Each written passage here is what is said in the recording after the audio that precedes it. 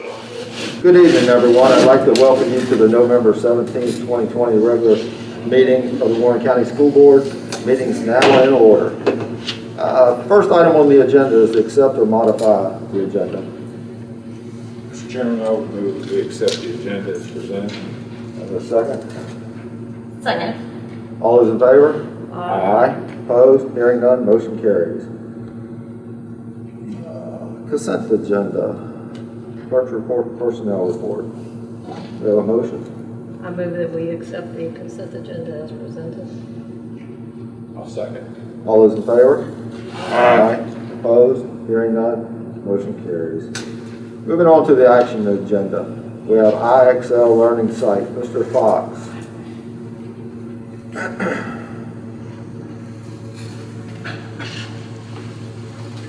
Good evening.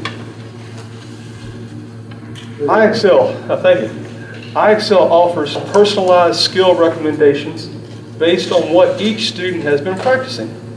IXL's skills are aligned to the Virginia Curriculum Framework and the Virginia Standards of Learning.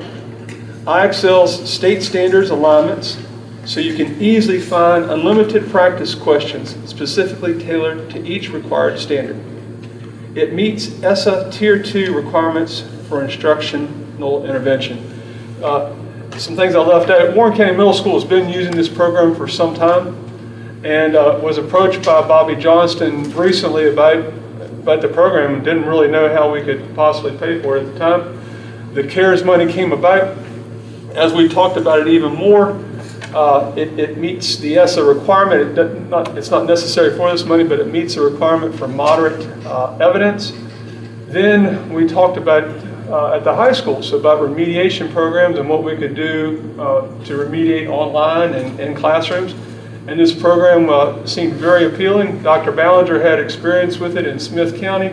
We spoke with our colleagues in Shenandoah County, and they seemed to be very pleased with its results.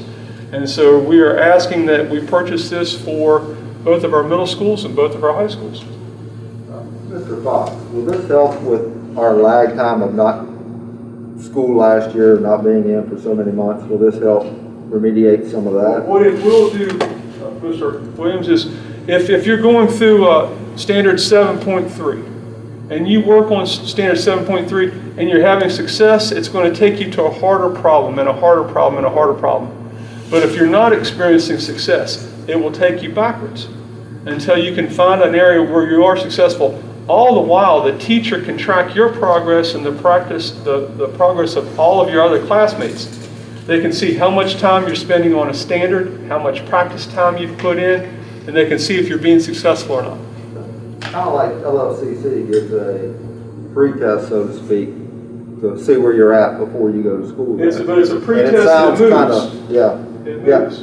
that's good. That's good. Any other questions for Mr. Fox? Yeah, Dr. Ballinger, you've got experience with it, so I'm assuming that it's not something that's just intended for distance learning.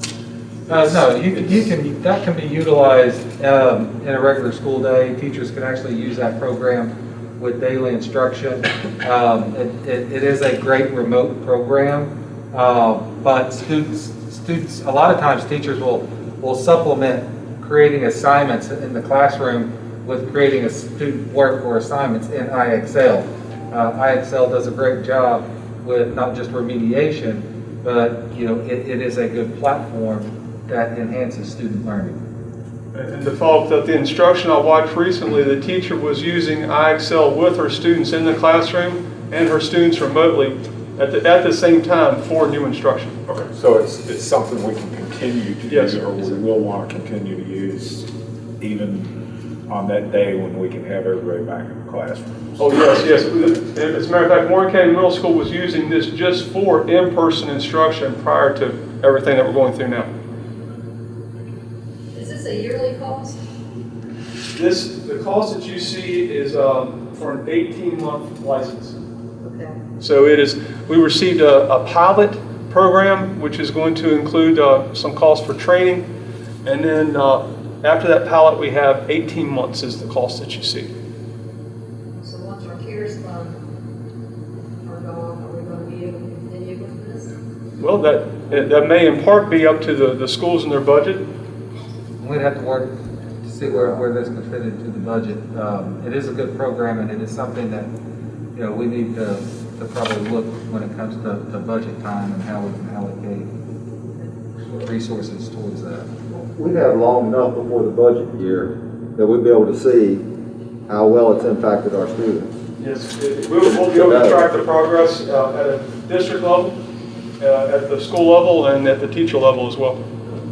So, Mr. Fox, this help with the SOL testing, getting those scores up. The IXL is aligned specifically to the Virginia curriculum framework. So it is designed to help students learn what is being prescribed by the state.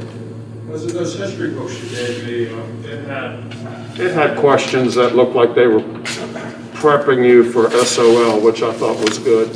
So this would be just a better program. Also, students have complained that school is boring. And that was the attendance thing. Is that a new thing, Mr. Ronaldo? Yeah, well, when I was in school, just kidding. But will this help kids to stay on track without getting bored? Is this a little bit of a help for that? What I observed is it would be best if I had math manipulatives in front of me, if I had the tiles that I could touch and I could move. But this program allows you to have virtual tiles, so you can count the tiles, you can see the tiles. And again, if you're experiencing success, it will allow you to move on to something that is harder, more challenging. If you're not experiencing success, you can hit a button, it will take you to a place that helps you automatically from the program, or your teacher can also watch you and they can see if you're struggling. It's the way it shows up on her screen, she can see what each student is doing and how they're progressing. So that kid that's sitting in the back of the room, twiddling his thumb and drawing little The cartoons. teacher will know that the child is not attempting the problems. Yes. Okay, perfect. Anything else from Mr. Bob? Do you have a motion? Yes, I'll do that.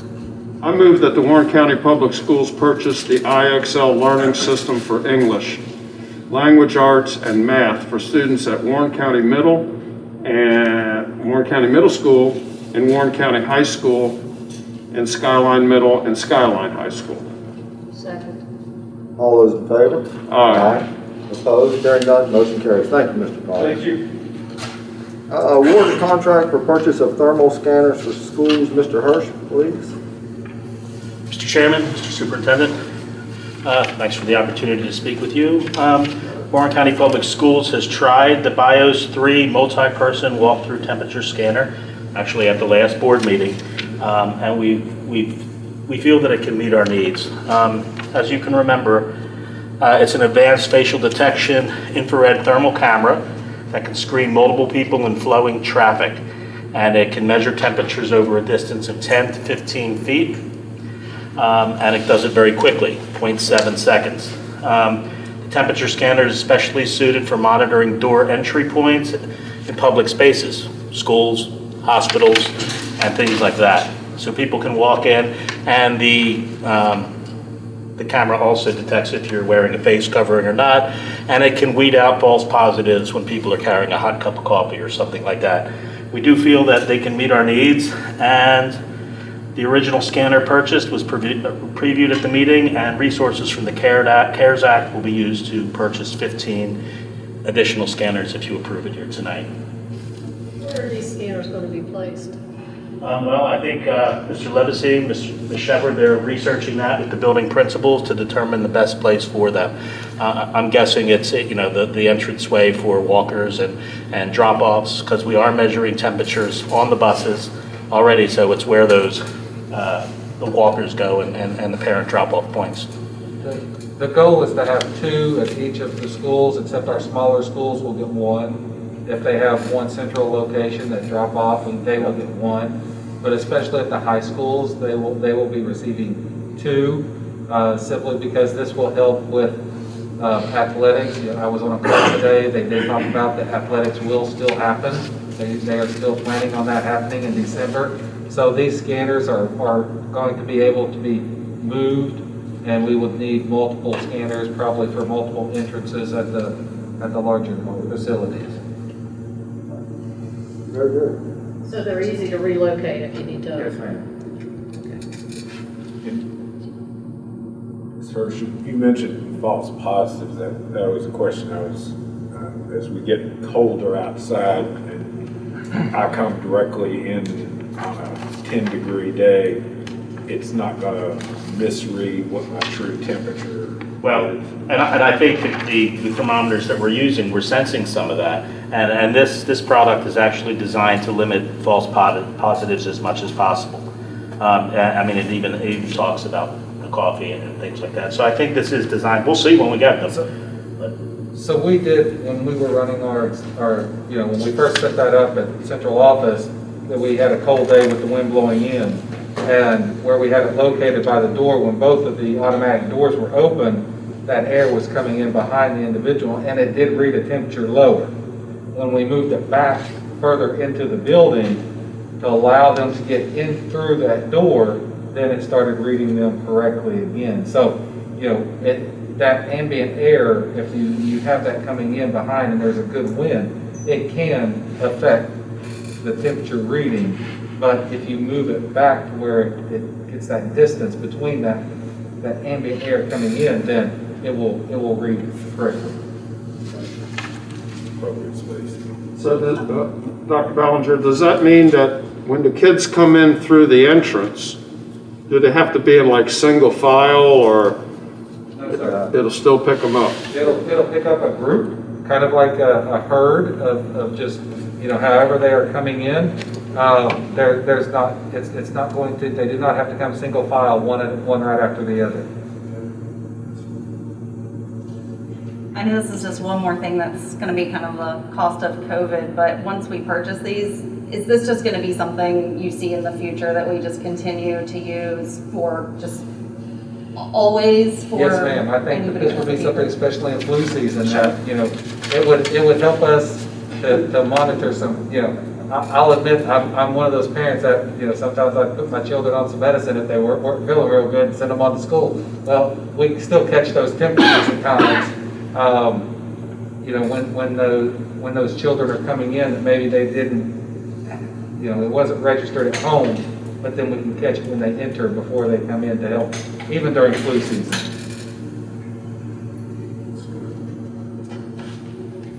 Anything else for Mr. Hirsch or Dr. Ballinger? We have a motion. I move that the board approve the purchase of 15 additional Bio S03 multi-person walk-through temperature scanners for $33,737. I second it. All those in favor?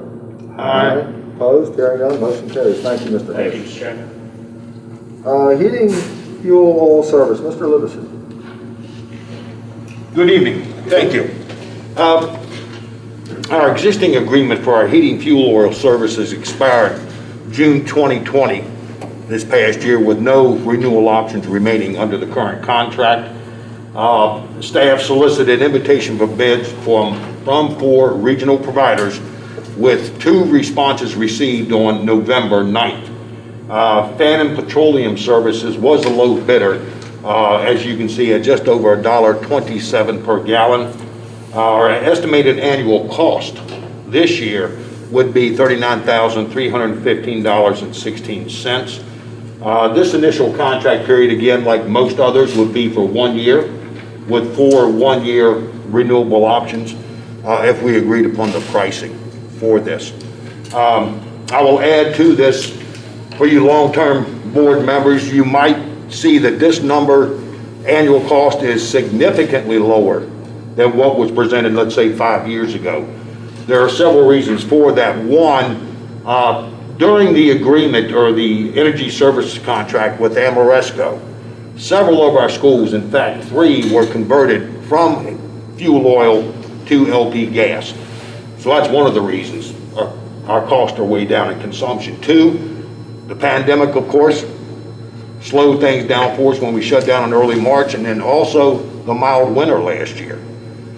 So we still had quite a bit of inventory of fuel oil sitting in our tanks this year, hence the reason we didn't go out in early June or April, I'll say, to rebid it. So just a little bit of history, why you see those costs going down, if you remember what they were from 5 years ago. So, any questions? Anything from Mr. Lewis? I have nothing. We have a motion? I move that the annual service agreement for heating fuel oil services in the amount of $39,315.16 be awarded to Fannin Petroleum Services. Second. All those in favor? Aye. Opposed, hearing none, motion carries. Thank you, Mr. Lewis. Thank you. Next is public presentation, concerns regarding the proposed Sheets Linden bus stop. Mr. Scott? You all have this briefing up on your laptops too? Yes. Okay, good, because the contrast isn't very good. So I live up on Apple Mountain Lake. I have a 5-year-old. I have a stake in this. I'm urging y'all to definitely say no to the proposed sheets down at the Apple Mountain Lake bus stop. Next slide, please. Drug dealers and gas stations are an absolute correlated fact. A 2015 publication in a peer-reviewed academic publication, Prevention Science, found that children with a convenience store en route to their schools were more likely to be sold drugs as well as be exposed to drug selling and seeing people use drugs. Your own police chief in Front Royal, going back, indicates 2020 alone will see over doubling of the opioid overdoses in Front Royal alone. That's not counting all of Warren County. An April 23rd, 2018 story, news story indicates the Loss and Prevention and Safety Networking Group in Chandler, Arizona, had held a meeting in which they polled their attendees, who were all convenience store owners and members, and they said they were looking to know about the state of drug use in their stores. 100% of the retailers had seen evidence of drug use at their stores. And then just in the past week, a Winchester woman admitted her role in a drug conspiracy spanning several states, including this whole area, to distribute heroin and fentanyl. Next slide, please. Story only gets better. Sex trafficking, stranger abduction. According to the Polyclass Foundation, in 2016 alone, there were 102 cases of missing children in Virginia. Case studies of sex trafficking victims report regular stops in convenience stores and gas stations, fast food restaurants, discount retail stores. Sex offenders website of Virginia indicates there are 12 registered sex offenders living locally right here in Linden and 95 in Front Royal. This doesn't even touch on the international internet organized pedophile and sex trafficking rings that would love to exploit such easy access to vulnerable children. Just gives new meaning to the term quick mart. Next slide, please. It's real, it's here. Over the last few months, U.S. Marshals recovered a huge number of missing and exploited children. On November 1st, they helped recover 27 missing and endangered children in Virginia alone. Next slide, please. The toxic emissions correlation to gas stations and convenience stores that sell gas is well proven. Compounds that are hugely injurious to human health include benzene, toluene, ethylbenzene, xylene, and measures to reliably resolve these adverse health effects that are caused by exposure to these chemicals are not employed at new gas stations, according to information made available by the Community and Environmental Defense Sciences Services, current as of 2020. One study published in 2016 by the Center for Watershed Protection found that contaminant levels in convenience store gas station runoff were 5 to 30 times higher when compared to residential runoff. Another review of scientific studies sponsored by the Government of California's Water Board indicated that runoff plumes traveled 400 feet, a minimum, and gas stations should be no closer. Their recommendations that gas stations should be no closer than 500 feet to a well, wetland, spring, stream, river, pond, lake, reservoir, or tidal waters. And Johns Hopkins researchers found that an average of 40 gallons of gasoline is spilled at a typical gas station per year at the pumps, and found that a significant portion of this gas will migrate through the concrete pads at any given modern gas station. So these are all things that we're exposing our children to if we put a sheets near the Apple Mountain Lake bus stop. And if you go on to the next slide, you'll see what they are proposing for the modified bus stop that they're offering to upgrade for us. Nowhere is there enough space for sheets to gain a 300 to 500 foot distance from our kids to protect them from lifelong health hazards. It is in close proximity to an interstate highway, offering quick, innocuous access to drug dealers, sex traffickers, and sex offenders. And our Apple Mountain Lake bus stop has been there for decades, offering a community gathering place, safe for kids, with the only traffic being residents who live here and who are looking out for our children's safety and well-being.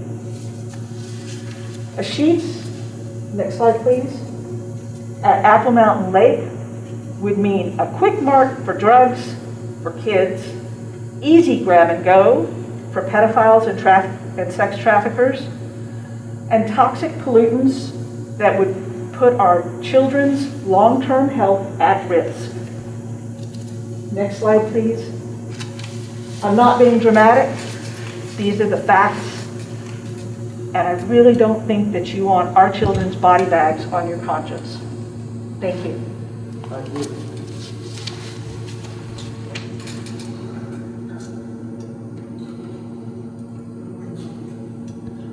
Second reading and discussion of 2021-2022 school calendar. Ms. Shepherd, please.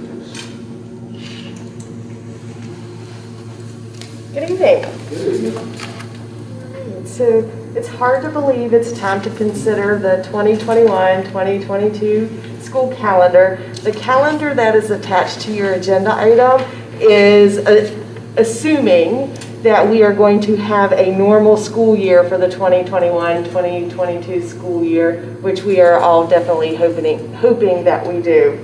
Policy ICID requires the school board to establish the division's calendar in accordance with applicable regulations and to include contingencies for making up teacher days and teaching hours missed for emergency situation. So to go through the school calendar a little bit, I'll highlight a few key dates. August the 10th would be the first day of school. The end of the first advisory would be October the 8th. There would be a week-long Thanksgiving break for students and 10-month staff. 11 and 12-month staff would work on that Monday and that Tuesday of Thanksgiving break. The end of the first advisory would be December the 21st, and we would have, students would have about 2 weeks off from December the 22nd through January the 4th. Staff would return for a professional day on January the 3rd and January the 4th, which would begin the second semester. We have separated our, March the 14th would be the end of the third advisory. We have separated spring break from the Easter holiday, as spring break, as the Easter holiday is really close to our SOL testing, and we want to make sure that we have uninterrupted instruction during that time. So we moved spring break back to mid-March, which is the week following our writing SOL prompt. The end of the school year would be June the 9th with a professional day on June the 10th. There are 13 professional days built in. We have 6 weather makeup days built in.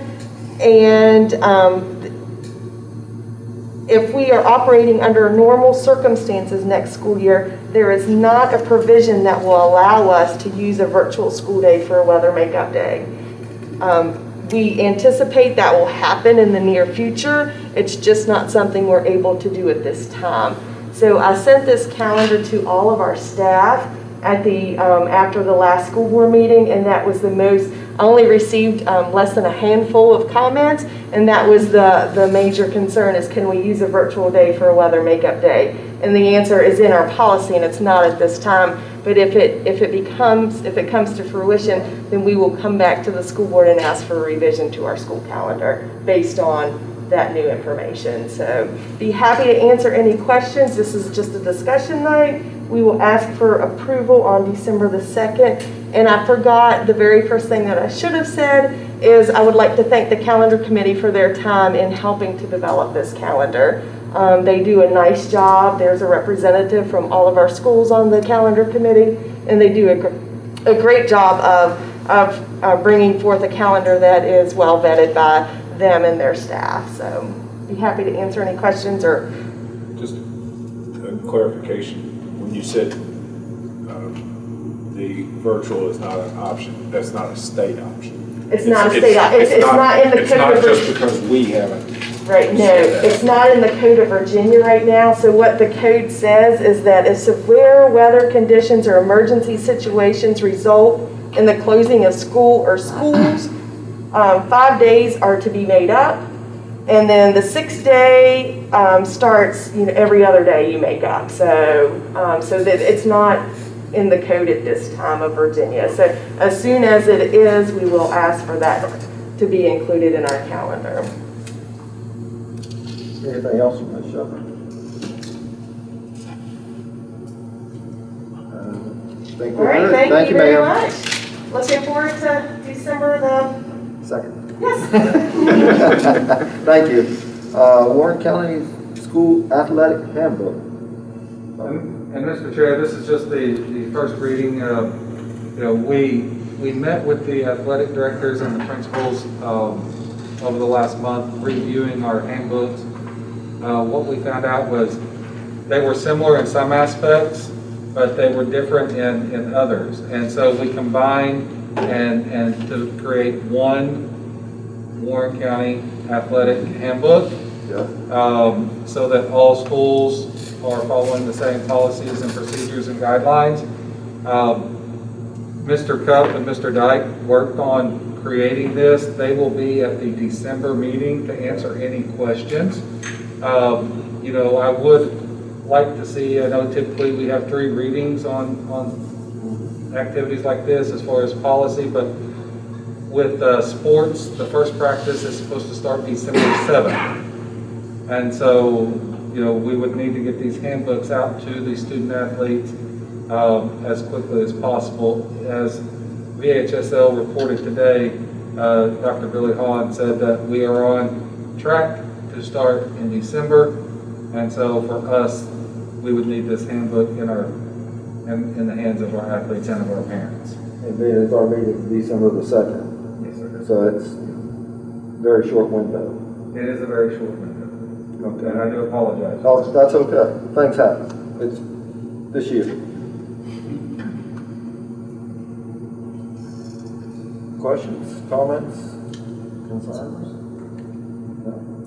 All right. Thank you, Dr. Ballinger. Update to the reopening plan and health plan. Dr. Ballinger. Okay, so late last Friday, Governor Northam released amended Executive Order number 63 and amended Executive Order number 67. When you look at both of those executive orders, there are basically a couple of things in each of those that affect us. And so we adjusted in our health plan and in our opening plan that are guiding documents for what we're doing for the school year. When you look at Executive Order 63, basically the governor requires all children 5 and up to wear a face covering in all buildings. So we are going pre-K to 12. Reason being, if you may have 5-year-olds in that same pre-K class with 4-year-olds, so that would be hard to manage. A 4-year-old doesn't have to, a 5-year-old has to, so it's just best to say pre-K through 12 will wear a face covering.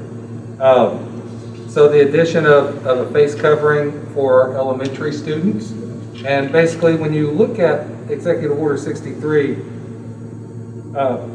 Governor Northam basically states Executive Order 63 issued in May required face coverings to be worn in certain indoor public spaces. Now, as we continue to prioritize the health and safety of our students, educators, and school staff, additional requirements to wear face coverings are necessary. So he really put the focus on schools for students and teachers with this Executive Order 63, making a note of that. Also within Executive Order 63, the amended, they added, as far as with the musical instruments, that they can remove their face covering if they're playing a musical instrument. And we do have other protections. The one, they have to be 10 feet apart. 2, we have the coverings that go over the openings of those musical instruments if they are blowing through the wind instruments. So that's really from Executive Order 63 that affects us, the face coverings and then the musical instruments, which we were already in place with. When you look at Executive Order 67, the only thing that really affects schools was they removed the gathering limit from 250 to 25.